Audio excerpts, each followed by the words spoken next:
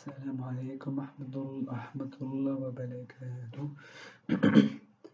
Aujourd'hui, on se retrouve pour une nouvelle vidéo. On va parler de la charia. La charia est de nos jours devenue un sujet délicat car elle est très critiquée et souvent contestée. Et souvent on dit qu'il faut s'adapter à notre temps et que la charia est dépassée. Mais qu'en est-il vraiment? Alors, déjà, il faut comprendre ce que c'est la charia. La charia islamique, car charia veut dire loi en arabe, ne signifie pas que les peines corporelles. Et la charia concerne la législation islamique, c'est-à-dire les lois pour le mariage, pour le testament, les lois pour les règles de guerre, les règles sur la zakat, les règles déjà sur les châtiments corporels, ainsi que les lois par rapport aux cérémonies, par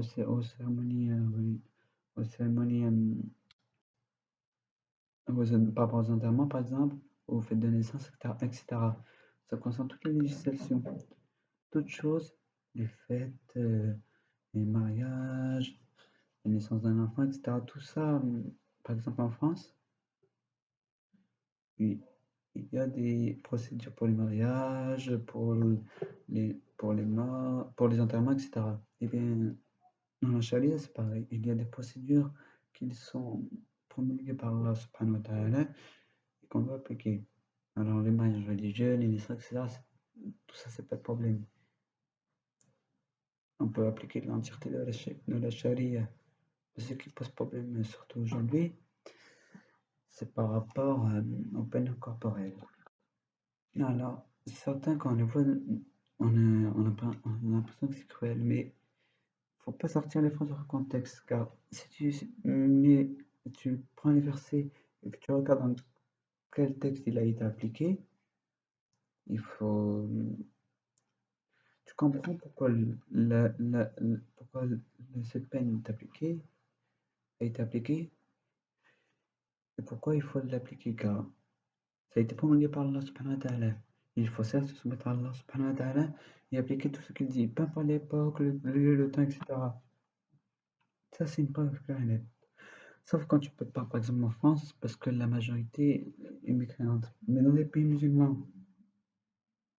nos dirigeants, comme par exemple les élus marocains ou algériens, devraient appliquer la charia. Or, c'est une transgression de cet ordre.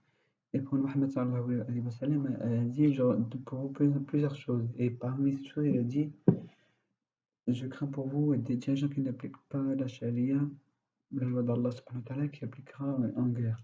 Par exemple, en Syrie, ce n'est pas appliqué. Du coup, il y a la guerre de Syrie. En Irak, il y a des guerres. En Afghanistan, par exemple, au Maroc, en Algérie, il y a des attentats, des conflits, etc. C'est une preuve que c'est vrai qu'il faut appliquer la charia.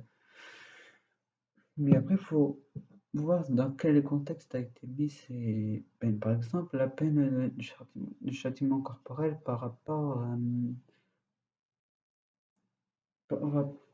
à la fornication. Elle a été mise, appliquée, car en arabe, je pense que parce qu'en Arabie, la fornication était extrêmement fréquente. La prostitution était également très fréquente. Il y avait des coutumes, on mettait des drapeaux sur les maisons, il y avait des prostituées, ils entraient à 10. Comme ça, ils débarquaient et entraient à 10. Le viol, l'adultère, tout ça c'était normal. Il n'y avait aucune punition ou blâme par rapport à l'adultère, etc. Et il n'y avait pas de par rapport au mariage. Du coup, tout le monde forniquait avec tout le monde. Ça forniquait dans tous les sens, même quand ils étaient mariés. Et ils se gênaient pas pour tromper. La pudeur avait totalement disparu de l'Arabie. Et c'est pour ça que afin de mettre fin à cette habitude qui a été prise par les Arabes, l'islam applique cette peine car pour que plus personne n'ose forniquer, Non seulement parce que c'est pas de la pudeur, c'est contre l'honneur et la retenue. C'est contre la retenue et la pudeur. C'est pour ça que la charia a été, que cette loi de la charia a été promulguée. Pour la pudeur et aussi pour contenir ce péché qui était massif. On ne se rend pas compte de la gravité de la fornication. La pudeur est essentielle, la retenue, dans le regard et le comportement, et dans les relations.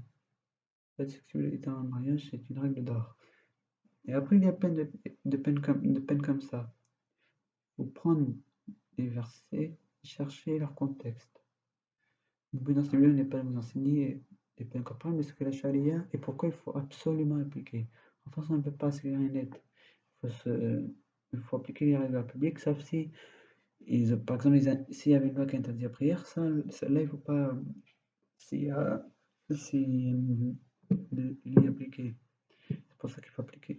Il faut avoir le sentiment, la conviction que la charia est la loi suprême et qu'il faut et avoir la conviction d'appliquer, même si on ne peut pas. On ne le fait pas. Et on a la conviction et on sait que la charia est obligatoire, qu'il faut l'appliquer.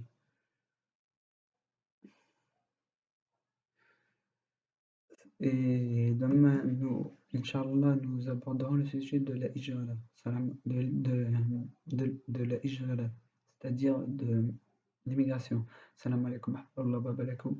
Wa salam alaikum wa rahmatullahi wa barakatuh. Et qu'Allah subhanahu wa ta'ala vous bénisse.